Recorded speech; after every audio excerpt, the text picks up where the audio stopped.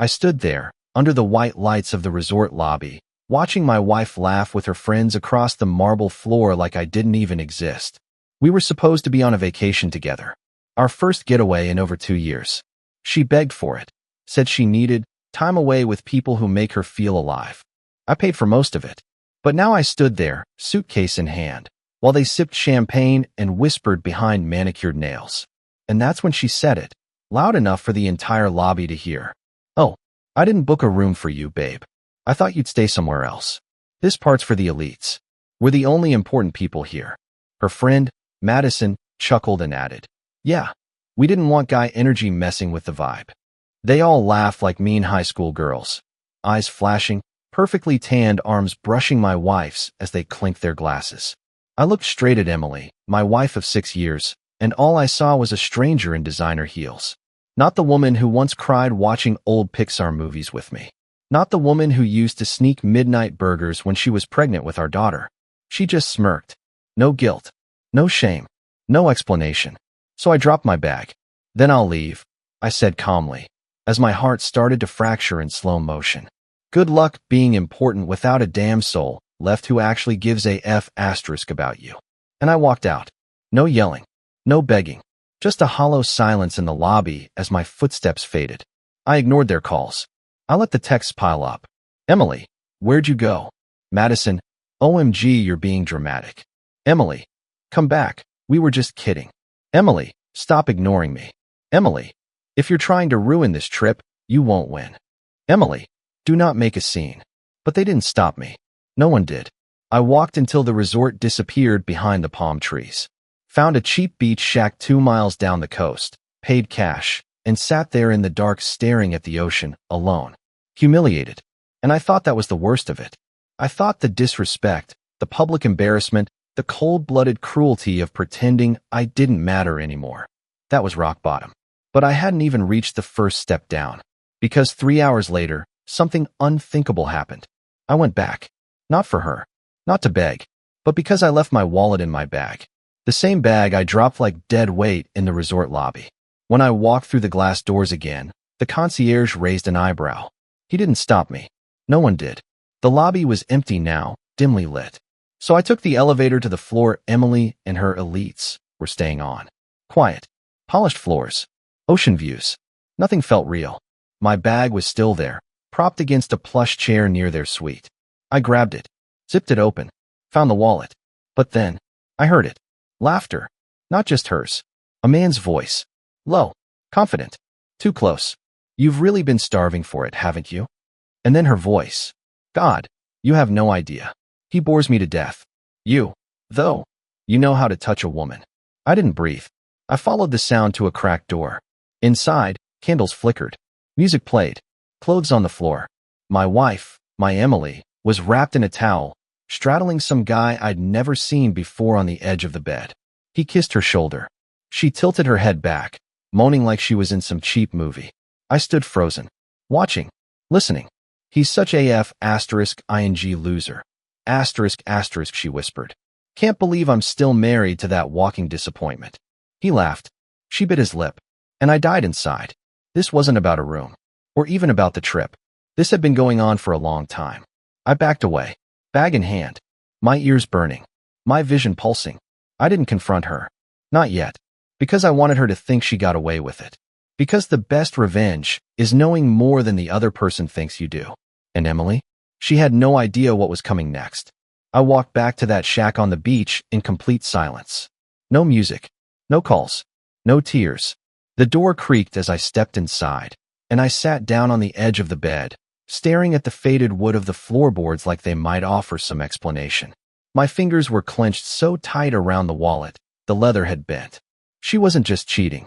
She was mocking me, degrading me, laughing behind my back with her little clique of Botoxed vipers and some dude who probably didn't even know her last name. And I'd been funding it. All of it. The vacation. The clothes. Her goddamn manicure that was gripping his shoulder while she rode him like a trophy. I didn't sleep that night. I lay in bed, eyes wide open, heart pounding like war drums in my chest, replaying every moment over the past 6 months. The late nights, the mysterious work dinners, the sudden obsession with fitness, The constant phone turned upside down. It was all there. Every clue I chose not to see. And now I couldn't unsee any of it. By morning, my phone had exploded with messages. Emily, where the F*** are you? Emily, you're acting insane. Emily, don't throw a tantrum just because you didn't get your own way. Emily, if you don't come back, I'm checking out tomorrow. No apologies. No explanations. Just gaslighting and attitude like I was the problem. So I replied with one sentence. I saw you with him. Silence. For 4 hours, nothing. Then finally, Emily, you misunderstood. He was comforting me. Emily, I was drunk. Nothing happened. Emily, you always assume the worst. Emily, you're insecure, and it's ruining us. My hands trembled as I read the last one. The audacity. The absolute disrespect. I knew exactly what I saw. Her body. Her voice. Her words. No amount of misunderstanding was going to unring that bell. So I sent her a photo. A blurry but unmistakable picture I snapped through the door. Her, half naked, lips locked with him, her legs wrapped around his waist. No room for denial. Again, silence. An hour later, she called. I didn't answer. She called again. Then Madison. Then another friend. I put the phone on silent and went to the bar down the road. Ordered a whiskey, neat. Sat there in yesterday's clothes, feeling like a character in someone else's movie. At some point, a guy next to me asked if I was all right. I don't remember what I said. Probably something like, not really. He nodded like he knew. Then the phone buzzed again. Emily, can we talk? Emily, just come up to the suite. Please. Emily, let's fix this. And that's when something inside me shifted. I felt numb. Not just hurt. Not just angry. Done. But I still wanted to see her face when she realized she lost the game. So I went back. One last time. The elevator doors opened to that same hallway, where last night she had humiliated me like a stray dog. This time, I walked slower. Straighter. Not like a man looking for answers, but like a man who already knew everything. I knocked. She opened the door, wrapped in silk, makeup smudged like she'd cried. Her eyes widened when she saw me, then softened. Jake, she breathed. Baby. I said nothing. Just walked past her into the suite. The same guy wasn't there. Probably ran the minute he saw my message. Coward. The room smelled like her perfume and betrayal. I was going to tell you, she said. I laughed. Actually laughed. Really? When? After your next comforting session. I made a mistake, she said. It didn't mean anything. My jaw tightened. You call me a loser, Emily. Her lips parted. I was drunk. No. You were honest. Drunk just gave you courage. She stepped closer, hand out like she thought I might still be the idiot who'd reach for it. But I didn't move. You embarrassed me. Lied to me. Screwed someone else while I was still under the same roof, I said. I'm sorry. You're not. You're just caught. The silence that followed was deafening. I turned and walked toward the door. Jake, don't do this. We can work through it. No, I said. You can work through it. Alone. And I left her standing there. Half-dressed. Speechless. Like the lie she was. I didn't look back. I didn't need to. I walked out of that suite and kept walking until I hit the stairs. I didn't take the elevator this time. I needed to feel every step under my feet. Every thud like a stamp sealing the end of whatever illusion I'd been living in. Outside, the sun was setting. The beach glowed gold. The waves whispering like they were trying to calm the fire in my chest. But nothing could. You think you know a person. You think love means loyalty. But I learned something brutal in that moment. Sometimes the person sleeping next to you is already gone, long before they ever pack a bag. Back at the shack, I sat on the floor, back against the wall, legs stretched out. I stared at the ceiling and wondered how many other lies I'd swallowed just to keep the peace. How many fake smiles. How many, I love you, that tasted like ash coming out of her mouth. The next morning, I called my lawyer. He didn't ask questions. Just said, do you want a clean break or do you want war? And I said, I want the truth to cost her everything. By noon, divorce papers were being drafted. My accounts were being locked. The house we bought together? In my name. The credit cards? All canceled. Her gym membership? Gone. Her car? Leased through my business. I wasn't going to let her walk away and keep the fantasy. She called again. 10 times that day. I didn't answer. Then she texted. Emily, I told my mom you're having a breakdown. She says to call her. Emily, don't make this worse than it is. Emily, if you go public, You'll humiliate yourself too. Emily, Jake. I'm pregnant. I stared at that last one for a long time. My pulse didn't even spike. Because I knew she wasn't. She had pulled that card once before, back when I found messages to some guy named Corey on her phone 2 years ago. Same panic. Same tactic. She wasn't pregnant then. And she wasn't now. So I replied with one word. Prove it. She didn't respond. And that's when I knew she had nothing left. The rest of the trip passed in a haze of quiet fury and private victories. I found a lawyer in her home state, froze any joint assets, even tracked down the guy she was with, some low-grade finance bro from Scottsdale named Hunter, with a history of workplace inappropriate behavior. He didn't seem so cocky when I sent him a formal warning through legal channels. I made sure his boss saw it too. I wasn't playing husband anymore. I was done being nice. When I finally got back home, the house felt different. Cold. Bigger somehow. I walked room to room, looking at the furniture we picked out, the photos we framed, the souvenirs from trips that clearly meant more to me than her. I took a box, went through every drawer, every closet, and packed up every trace of her. Perfumes, jewelry, her favorite throw blanket, her Pilates gear, her stupid little journals filled with affirmations she never lived by. Then I drove it all to her mother's house and dropped it on the front lawn without a word. 3 days later, she showed up at my door. Makeup done, hair curled, that fake sad smile stretched tight across her face. I'm sorry, she said before I even opened the screen. You already said that, I replied. No, I mean it. I messed up. I got scared. I felt trapped. I was confused. I tilted my head. Confused as sleeping with another man while your husband pays for your luxury vacation? Her eyes blinked fast. I didn't plan for it to happen. I stepped outside and closed the door behind me. You planned everything else, though? The trip, the lies, the humiliation, leaving me without a room like I was some outsider. She tried to speak, but I held up a hand. I'm not here to fight. Just wanted to see your face when I said this. You're not coming back. There's no fixing this. You ruined it, and I'm done saving someone who would drown me to stay afloat. She swallowed hard. You don't mean that. I stepped closer, looked her dead in the eyes. I do. And deep down, you know you don't deserve another chance. She stared for a second. Then the switch flipped, just like it always did. Her jaw tightened. Her eyes turned cold. Fine, she snapped.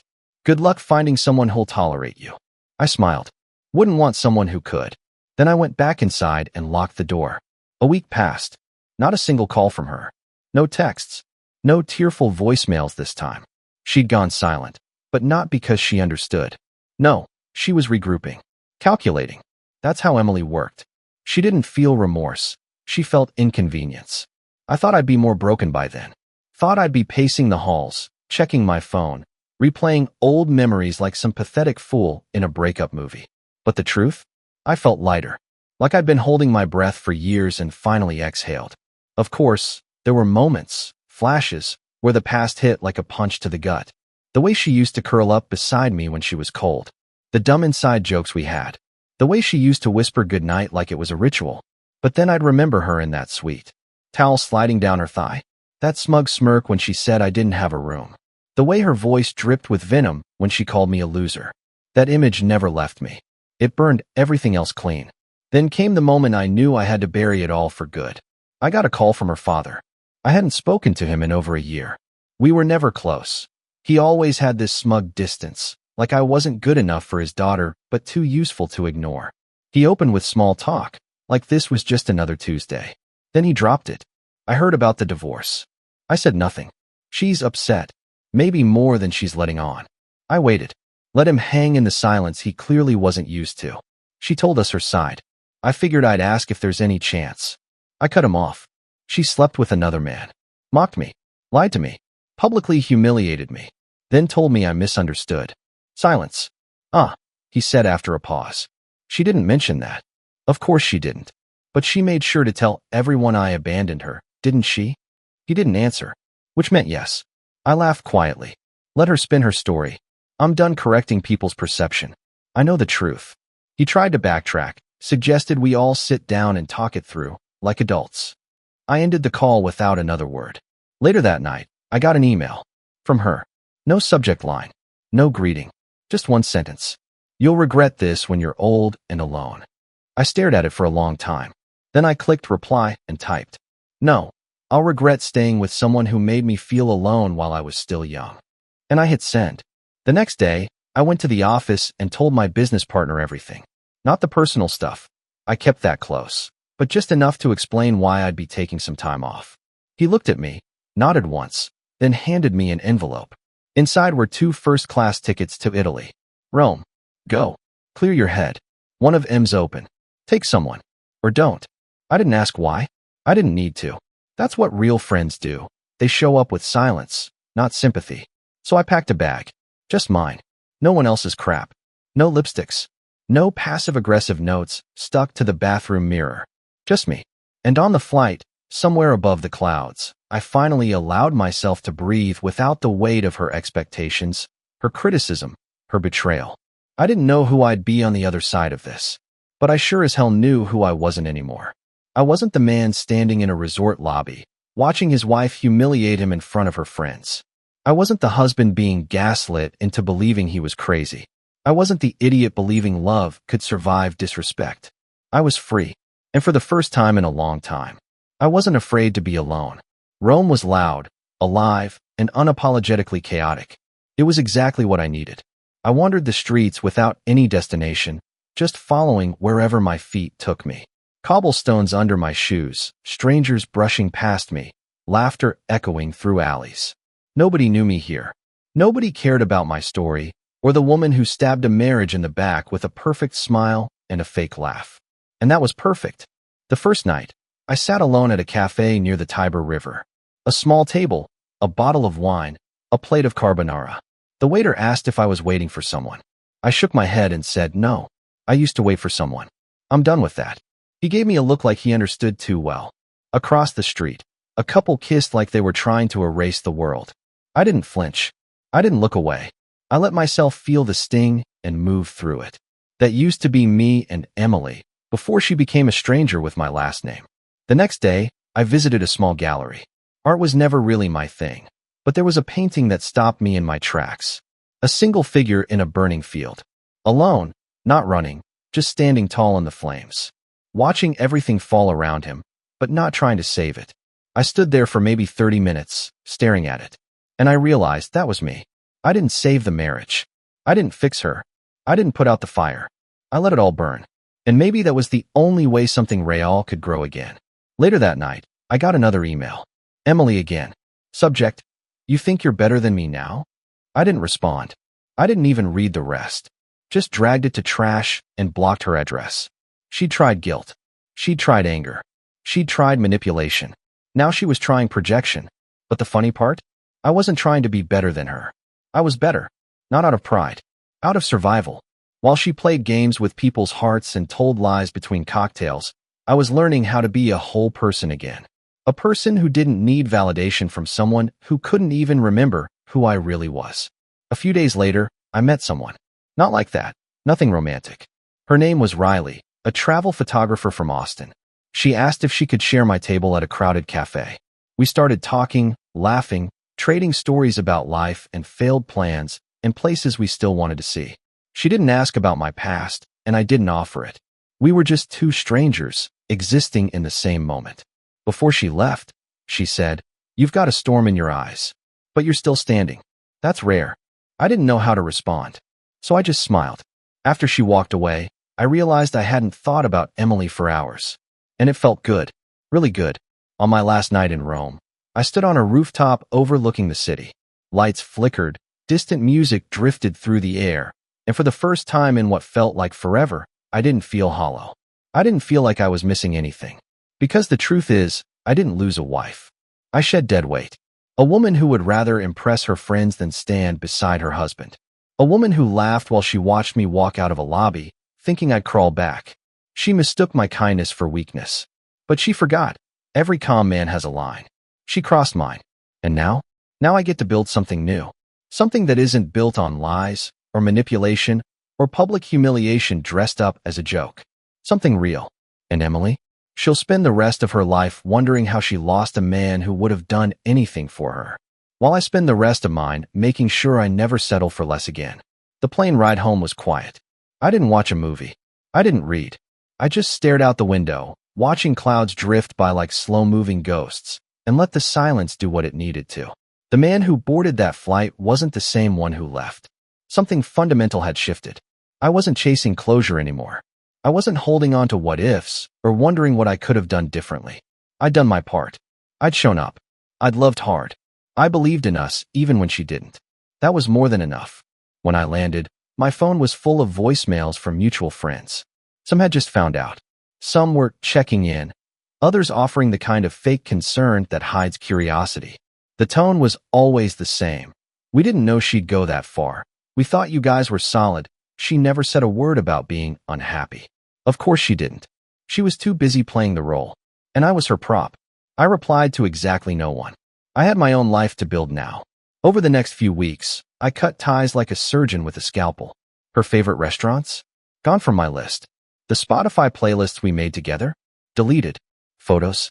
Backed up, stored, locked away like archived evidence. I wasn't erasing her. Just removing her from the front row of my life.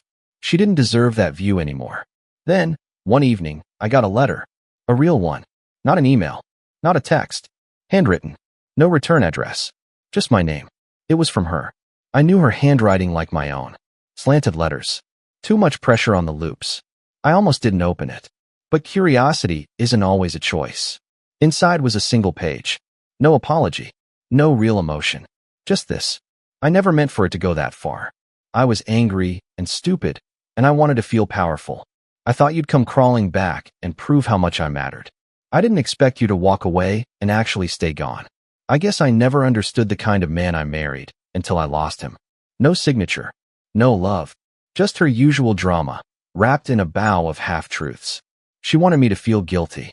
She wanted me to remember the girl I married and forget the woman she became. But I wasn't playing that game anymore. I folded the letter, lit a match, and watched the paper curl into ash in the sink. That was the last piece of her that existed in my home. A month later, the divorce was finalized. Clean. Cold. Efficient. I didn't show up in court. Didn't need to. My lawyer texted one line. It's done. And with that, so was she. Funny thing is, I never thought I'd be the guy telling this kind of story. I thought I'd be celebrating anniversaries, chasing kids around the backyard, planning retirement trips to Tuscany someday. Instead, I got betrayal.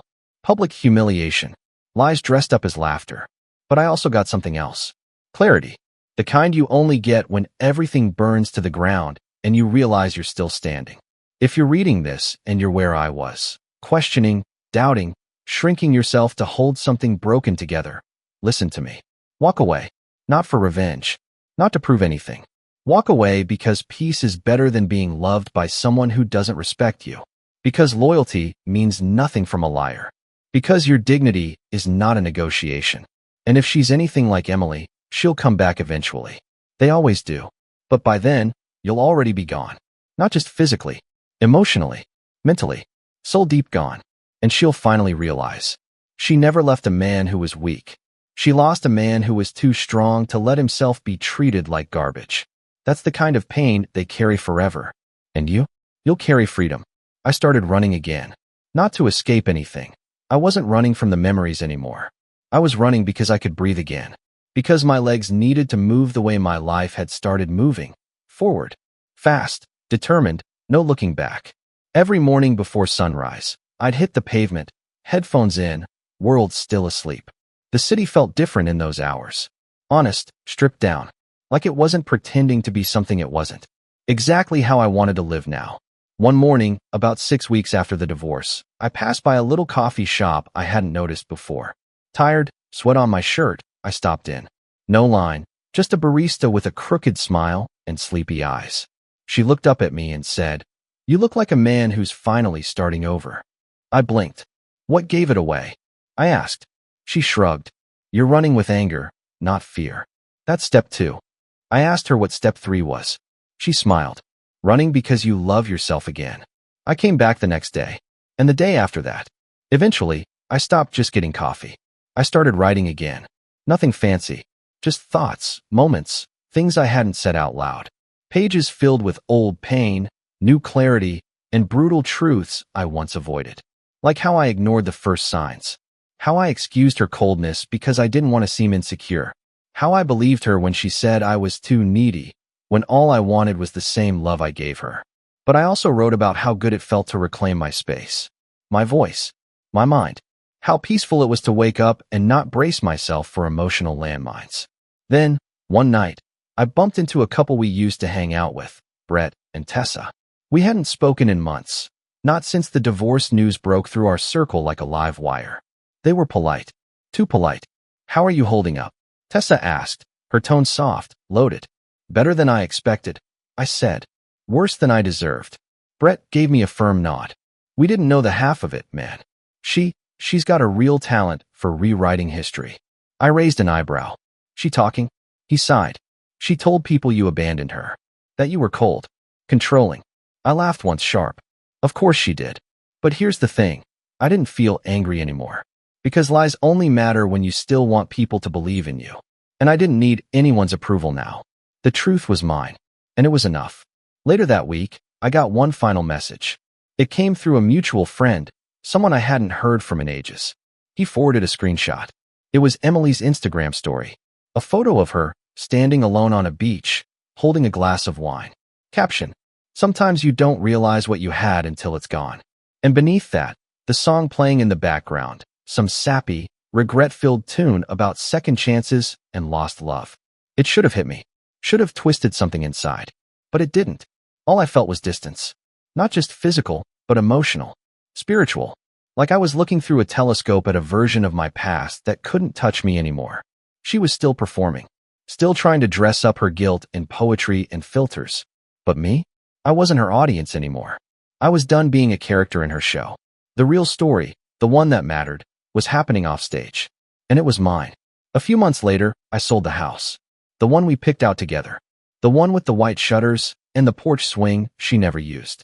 The rooms that echoed with fights hidden under polite conversations. The kitchen where I cooked dinner while she scrolled through her phone, ignoring every word I said unless it was about her. I didn't take much. Just what mattered. A few books. My records. A framed photo of my dad and me from when I was a kid, before I knew what betrayal even felt like.